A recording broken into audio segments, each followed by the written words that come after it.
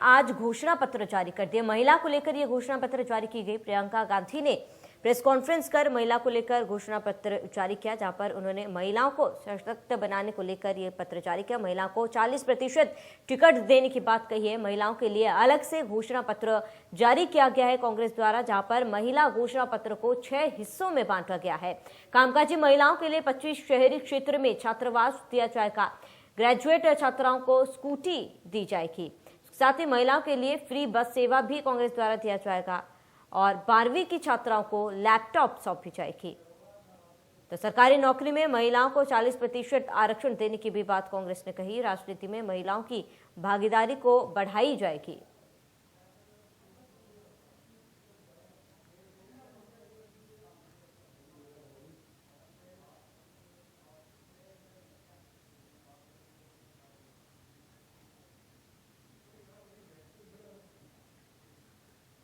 वही ज्यादा जानकारी के लिए हमारे चैनल हेड अरविंद चतुर्वेदी हमारे साथ न्यूज रूम से लाइव जुड़ चुके हैं। अरविंद जी, क्योंकि आज कांग्रेस द्वारा खासकर महिलाओं को लेकर घोषणा पत्र जारी कर दिया गया है, इस सियासत को कैसे समझे? क्या इस बार कांग्रेस महिलाओं को रिझाने में सफल हो पाएगी? देखिए, मैं आपको ये बताना चाहता हूं कि इस समय अगर उत्तर प्रदेश की जनसंख्या को देखें तो तकरीबन 24 करोड़ उत्तर प्रदेश की जनसंख्या है, जिसमें लगभग आधी महिलाएं हैं। ऐसे में कांग्रेस की तरफ से ये दांव लगाया जाना उसके लिए बहुत महत्वपूर्ण है। और तकरीबन अगर हम 403 विधानसभा सीटों में देखें तो 40% तकरीबन 160 के आसपास बैठती हैं। और अगर कांग्रेस 160 महिलाओं को टिकट देना चाहती है तो ये बड़ा दांव कहा जाएगा। और ये अगर जीत में कन्वर्ट हो जाता है तो कांग्रेस के लिए एक बहुत बड़ी उपलब्धि होगी। सवाल इस बात का है कि कांग्रेस ने जो घोषणाएं की है उन घोषणाओं के जरिए उसको जीत में कैसे कन्वर्ट करती है, ये उसके लिए एक बड़ी चुनौती होगी। मैं समझता हूं कि प्रियंका गांधी और उनकी टीम ने अगर ये बताने की कोशिश भी की होती कि आखिर इस रोड मैप को वो कैसे पूरा करेंगी तो शायद महिलाओं का विश्वास ज्यादा बढ़ता।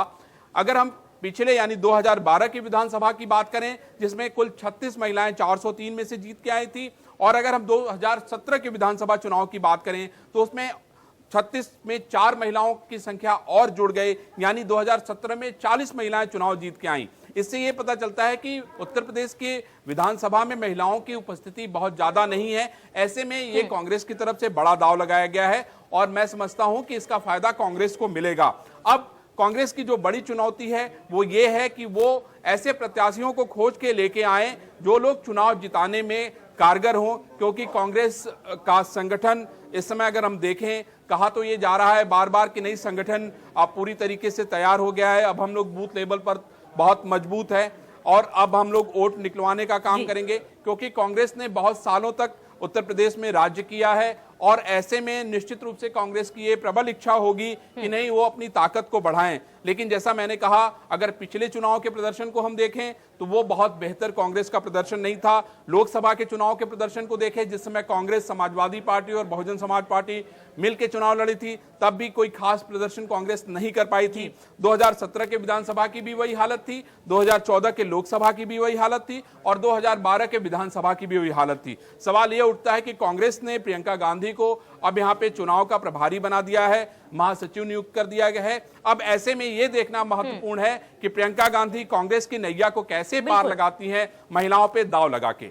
बिल्कुल अरविंद जी, जिस तरीके से आपने बताया कांग्रेस के हालातों को लेकर, तो ऐसे में ये साफ है कि कांग्रेस इस बार चुनाव में फिर से ग्राउंड जीरो से जो है वो शुरुआत करेगी। ऐसे में प्रियंका गांधी द्वारा तो तमाम कोशिशें की जा रही है, लेकिन उत्तर प्रदेश में राहुल गांधी कहीं ना कहीं गायब नजर आ रहे हैं। राहुल गांधी क्यों जमीन पर नहीं उतर रहे हैं?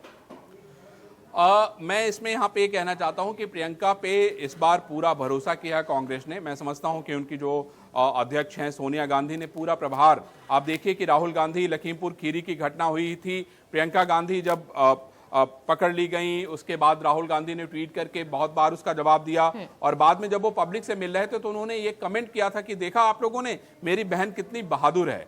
तो सवाल यह है कि इस बार जो इम्तहान होना है वो प्रियंका गांधी की बहादुरी का इम्तहान होना है। राहुल गांधी उसे पूरी तरीके से अलग उन्होंने करके रखा हुआ है और उससे यह स्पष्ट हो जाएगा कि कौन कितना काबिल है, क्योंकि कांग्रेस में बहुत सारे लोग ऐसा चाहते हैं कि प्रियंका गांधी को राष्ट्रीय स्तर पर बड़ी जिम्मेदारी दी जाए और भी दूसरे राज्यों में दखल देने का काम किया जाए। ऐसे में जो कांग्रेस की स्थिति उत्तर प्रदेश में देखें तो बहुत अच्छी नहीं है और प्रियंका गांधी लाख कोशिश कर रही हैं, दौरे कर रही हैं, धरना दे रही हैं, प्रदर्शन कर रही हैं, जातिगत सभाएं भी कर रही हैं, महिलाओं से भी मिल रही हैं, लेकिन जैसा मैंने कहा कि जब तक ये सारी बातें वोट में कन्वर्ट नहीं होती हैं तब तक कांग्रेस के हाथ में कुछ नहीं होगा। ऐसे में सबसे जो बड़ी जिम्मेदारी बनती है कांग्रेस के नेताओं की भी और कार्यकर्ताओं की भी कि कैसे जो उनके लोग हैं वो लोगों को बूथ पे लेके आएं, अपने प्रत्याशी को वोट दिलवाएं और उनको चुनाव जितवाएं, तभी प्रियंका की सफलता मानी जाएगी, नहीं तो ये घोषणा पत्र का कोई मायने नहीं रहेगा। बिल्कुल अरविंद जी, क्योंकि देखिए इससे पहले भी एक घोषणा पत्र कांग्रेस द्वारा जारी किया गया था जहां पर नारा लगाया गया था कि लड़की हूं लड़ सकती हूं, इस पर नारा भी लगाया गया था। अब ये दूसरा मैनिफेस्टो जो है वो जारी कर दिया गया है। आप उत्तर प्रदेश को बेहद करीब से जानते हैं, उत्तर प्रदेश की राजनीति को भी बेहद करीब से जानते हैं। ऐसे में अगर कांग्रेस की स्ट्रेटेजी की बात की जाए और सियासत की बात की जाए, कांग्रेस की सियासत को कैसे समझे? देखिए, मैं ये बताना चाहता हूं कि कांग्रेस का ये बड़ा मूव है, बड़ा दाव है और जैसा मैंने कहा कि उत्तर प्रदेश की जनसंख्या जो है लगभग 24 करोड़ के आसपास है, उसमें आधी जनसंख्या लगभग महिलाओं लड़कियों की है। ऐसे में ये प्रियंका गांधी और कांग्रेस की तरफ से बड़ा दाव खेला गया है और अगर ये दाव सफल होता है तो इस प्रयोग को बाकी राज्यों में भी कांग्रेस करेगी, क्योंकि मैं समझता हूं कि महिलाओं को लेके बातें तो बहुत सारी होती हैं, लेकिन सवाल यही उठता है कि कौन राजनीतिक दल उनको क्या दे रहा है। इन्होंने इस बार खुल के फ्रंट फुट पर यह तय कर दिया है कि नहीं, महिलाएं हमारी सबसे ऊपर के प्रायोरिटी में है, हम उनको सबसे ज्यादा यानी 40% टिकट देने का काम करेंगे, हम उनको नौकरियों में आरक्षण दे रहे हैं, हम उनके लिए छात्रावास बना रहे हैं, हम उनको स्कूटी दे रहे हैं, हम उनको बसों में फ्री यात्रा करने के लिए का मौका दे रहे हैं। अगर गैस का चूल्हा उनके नाम से है, कनेक्शन उनके नाम से है, तो हम उनको 3 सिलेंडर देंगे। तो ये घोषणाएं अपने